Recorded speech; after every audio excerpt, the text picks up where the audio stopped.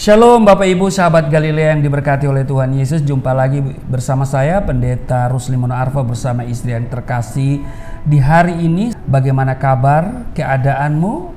Saya berdoa dan berharap saudara dalam keadaan yang baik-baik saja, tidak kekurangan sesuatu pun. Amin. Dan mari kita datang kepada Tuhan dengan hati yang bersukacita. Kita mengucap syukur sebelum kita melakukan kegiatan di hari ini. Kita mau dengar, kita mau baca dan renungkan firman Tuhan. Mari kita berdoa.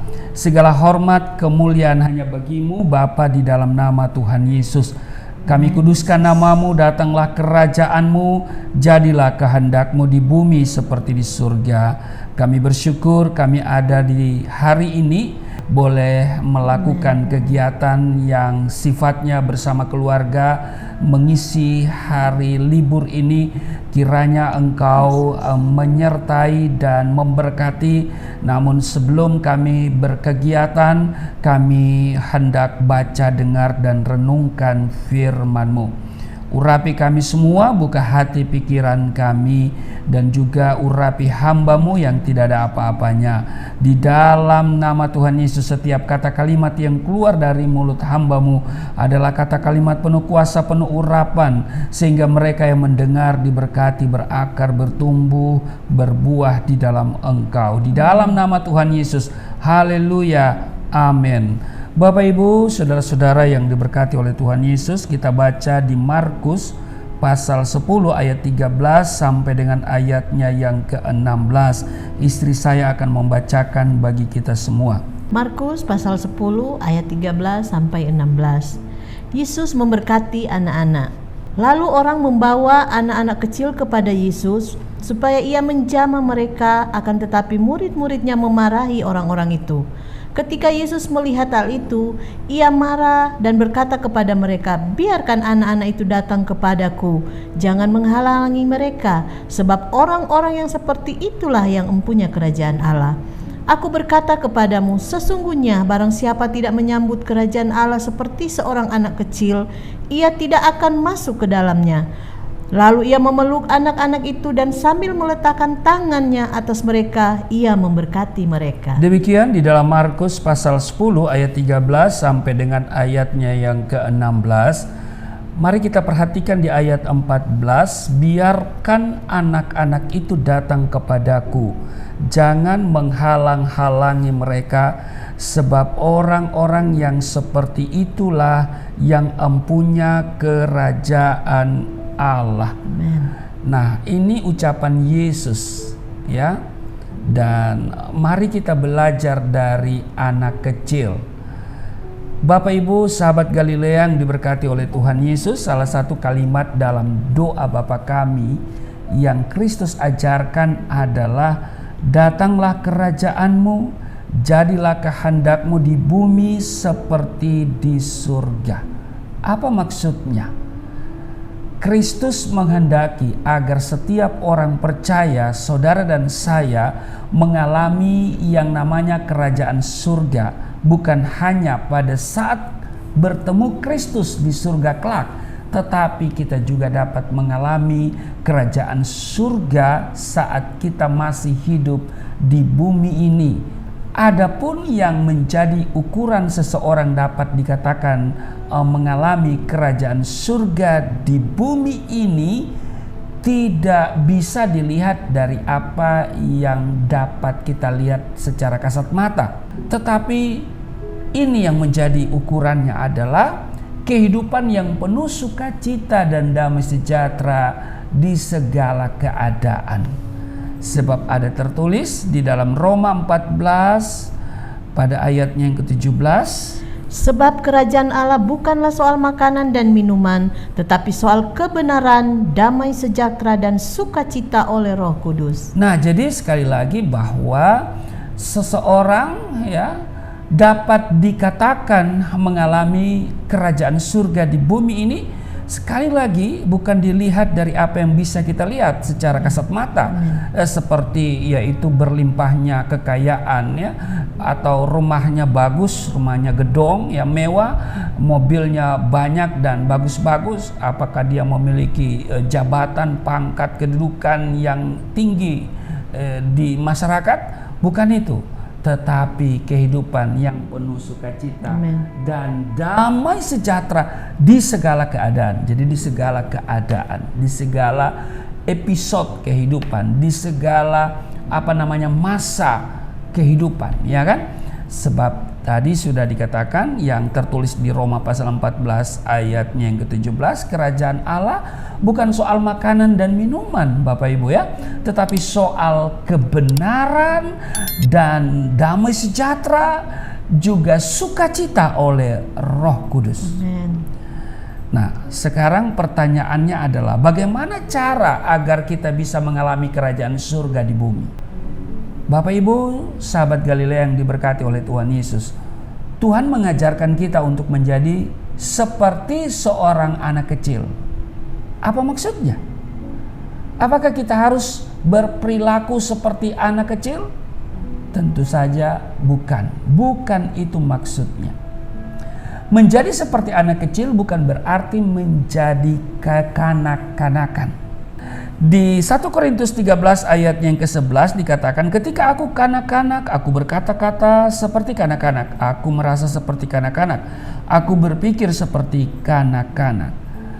Tetapi kita belajar akan sikap positif. Nah, ini dia ya, yang dimiliki oleh anak-anak. Ada banyak hal yang dapat kita pelajari dari kehidupan seorang anak kecil. Di antaranya adalah yang pertama, kesederhanaan. Anak kecil itu sederhana, cenderung polos, iya kan? Belum tercemar oleh pikiran-pikiran negatif. Dia apa adanya, tidak ada yang dibuat-buat alias tidak munafik, iya kan? Lawan dari kesederhanaan adalah banyak akal atau berlaku licik, ya. Tuhan menginginkan kepolosan dari kita. Ini yang Tuhan kehendaki. Waktu kita masih kecil, sifat itu ada, terlihat dengan jelas. Tapi ketika kita menjadi dewasa, ya, kepolosan itu nyaris tak kelihatan, bahkan nyaris tidak ada lagi, ya kan? Jadi kita harus belajar seperti anak kecil itu, dalam kesederhanaan, dalam kepolosannya.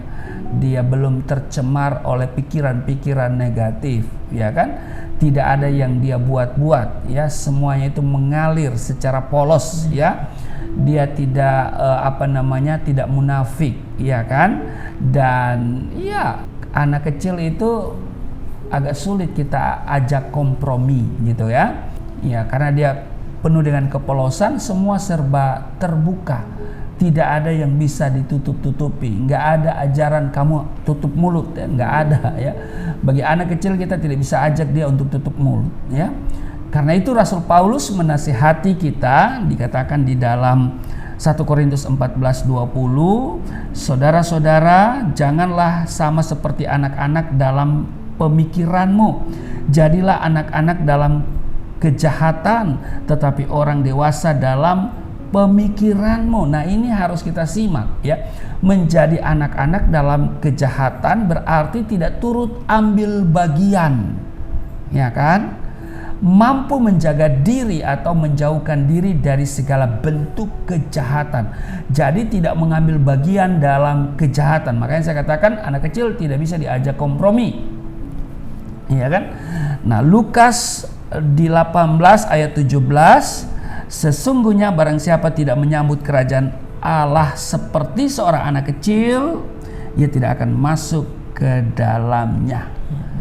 Nah, pelajaran berharga yang kita petik dari anak kecil yaitu mengenai kesederhanaan, ya kan?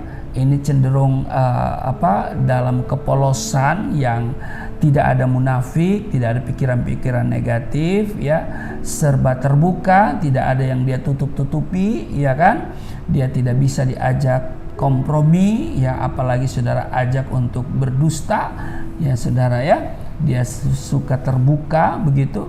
Dan karena itu diingatkan supaya kita jadi anak-anak dalam kejahatan, artinya anak-anak tidak mengambil bagian dalam kejahatan, ya kan? Nah, itu yang pertama. Yang kedua, anak kecil itu mudah diajar. Amen. Ya, anak kecil mudah sekali untuk diajar. Apapun yang diajarkan akan mudah sekali dia serap, dan itu tersimpan di dalam memori otaknya. Kita waktu masih kecil, makanya kalau mau maksimal dia itu di masa kecil, ya, mau les ini les itu, ya kan, belajar ini belajar itu, ya. Karena apa? Dia mudah untuk diajarkan, ya kan. Kalau sudah dewasa agak susah, ya, apalagi kalau soal bahasa itu sejak kecil itu bagus diajarkan, ya, supaya itu tersimpan di dalam memorinya. Nah, karena itu Bapak Ibu sahabat Galilea yang diberkati oleh Tuhan Yesus, milikilah hati yang mau diajar seperti anak kecil. Ada banyak orang Kristen tidak mengalami pertumbuhan rohani karena mereka sulit sekali untuk diajar, ya. Apalagi ditegur dan dinasehati, mudah sekali marah, mudah sekali tersinggung, ya kan? Dengar firman Tuhan, kalau itu menyinggung perasaannya bukan dia yang berubah, ya, tapi dia mau firman itu yang berubah, ya kan?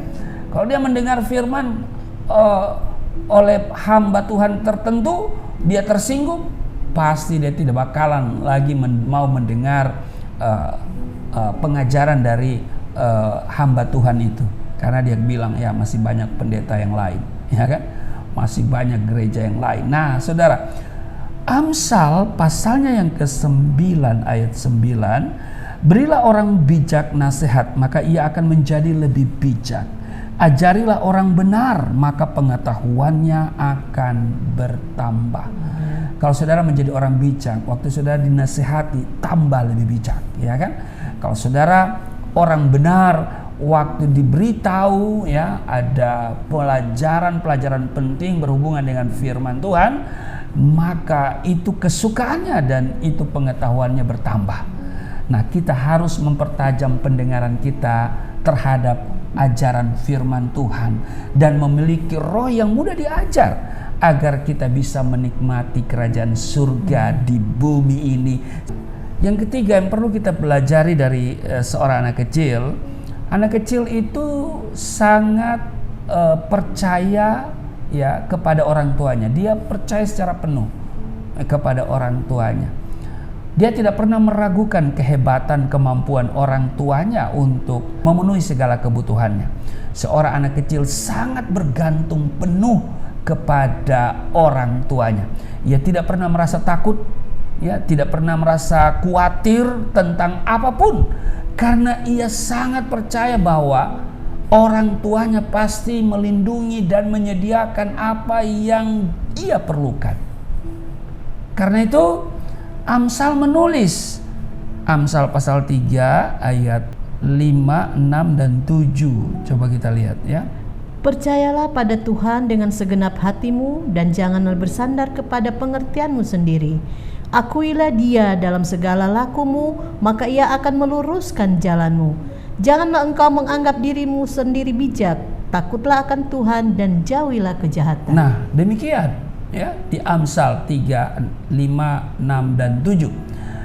Bapak Ibu sahabat Galilea yang diberkati oleh Tuhan Yesus, seorang yang memiliki kepercayaan penuh kepada Tuhan pasti akan mengalami kerajaan surga di bumi. Mengapa? Karena ia tahu bahwa ia punya Bapa yang baik, yang adalah sang empunya segala-galanya. Amin. Ini kita akan mengalami surga di bumi karena kita punya Allah yang sanggup menyediakan segala keperluan kita, kebutuhan kita. Maka itu jangan pernah ragukan kehebatan Bapa kita, Bapa surgawi kita, untuk memenuhi segala keperluan kita. Amin. Ia akan memenuhi segala keperluanmu menurut kekayaan yang ada padanya. Ya. Amin, Bapak Ibu. Iya. Jadi yang ketiga kita pelajari bahwa anak kecil dia percaya penuh kepada orang tuanya. Dia bergantung sepenuhnya kepada orang tuanya. Yang keempat, anak kecil itu mudah untuk memaafkan. Tidak mudah orang dewasa memaafkan kesalahan orang lain. Biasanya kita cenderung mendendam, sakit hati, dan sulit mengampuni. Berbeda dengan seorang anak kecil, meskipun baru bertengkar dengan teman, dalam hitungan menit, ya kan? Secepat itu pula mereka akur kembali dan saling memaafkan. Anak kecil tidak menyimpan dendam, tidak menyimpan amarah, ya kan? Kalau kita ini orang dewasa yang sudah baca firman, jangan matahari tenggelam sebelum padam amarahmu, ya kan? Jangan matahari terbenam, ya kan, sebelum padam amarahmu. Kita udah berapa kali matahari terbit, terbenam, terbit, terbenam. Kita masih menyimpan amarah orang yang mungkin ya menyakiti kita, mungkin itu mertua, mungkin itu ipar, mungkin itu saudara, dan seterusnya. Nah, saudaraku yang kekasih, ya, Alkitab menyatakan bahwa orang yang tidak memiliki kasih adalah orang yang belum pindah dari maut. Mau tahu buktinya di mana? Ayatnya di mana? Kita lihat di 1 Yohanes 3 ayat 14, ya. Kita tahu bahwa kita sudah berpindah dari dalam maut ke dalam hidup, yaitu karena kita mengasihi saudara kita. Barang siapa tidak mengasihi, ia tetap di dalam maut. Nah, siapa yang tidak mengasihi, dia tetap berada di dalam maut. Nah, jadi ini harus saudara camkan ya, bahwa orang yang tidak memiliki kasih adalah orang yang belum pindah dari maut. Dia masih ada dalam maut, ya. Karena itu mari kita seperti anak kecil yang mudah untuk memaafkan, mudah untuk melupakan kesalahan orang lain, tidak menyimpang kepahitan, ya. Jangan ada akar pahit di hidup kita. Ini buang semuanya, ya. Buang semua sampah-sampah itu, hanya memberatkan kita. Nah, karena itu Bapak Ibu Saudara yang kekasih di dalam Yesus Kristus, sahabat Galilea yang diberkati, punya kerendahan hati, mau diajar, percaya penuh kepada Tuhan, dan punya kasih adalah kunci untuk mengalami yang namanya kerajaan surga di bumi. Amin. Selamat beraktivitas di akhir pekan ini. Tuhan Yesus memberkati. Mari kita berdoa. Terima kasih Tuhan, untuk hari ini kami boleh belajar dari firman-Mu.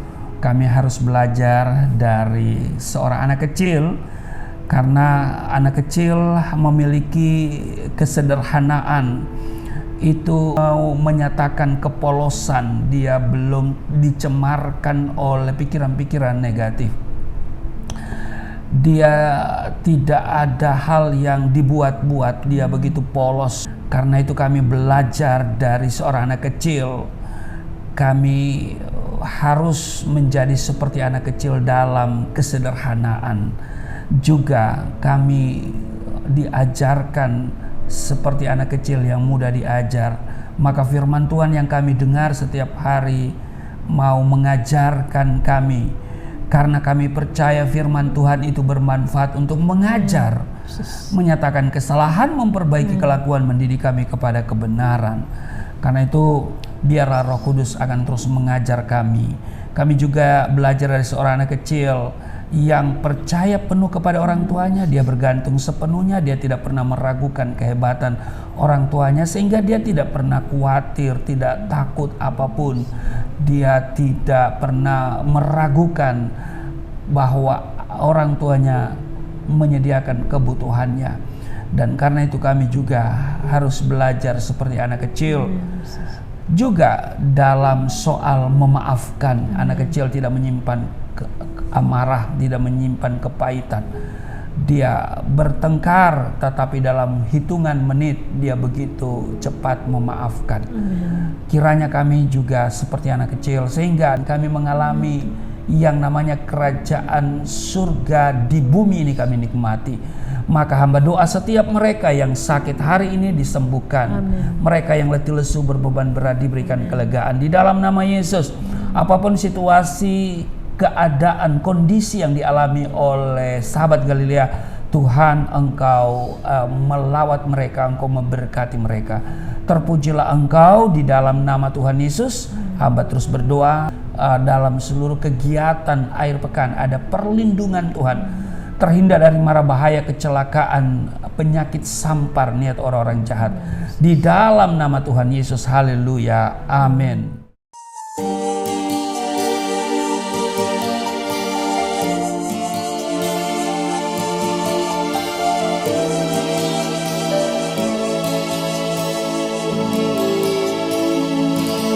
Bapa kami yang di surga, dimuliakanlah nama-Mu. Datanglah kerajaan, jadilah kehendak-Mu di bumi seperti di surga.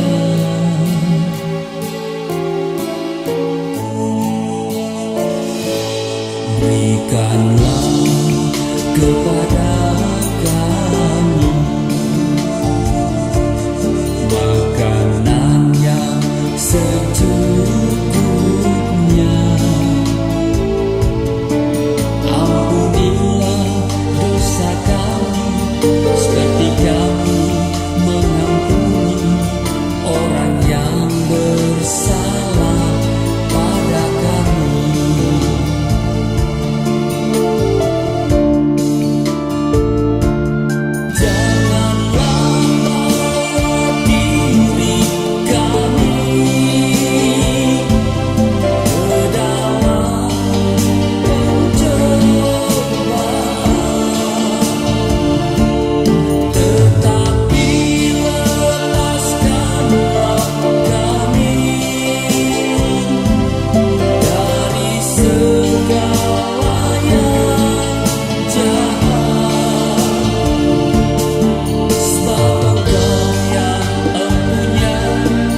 Kerajaan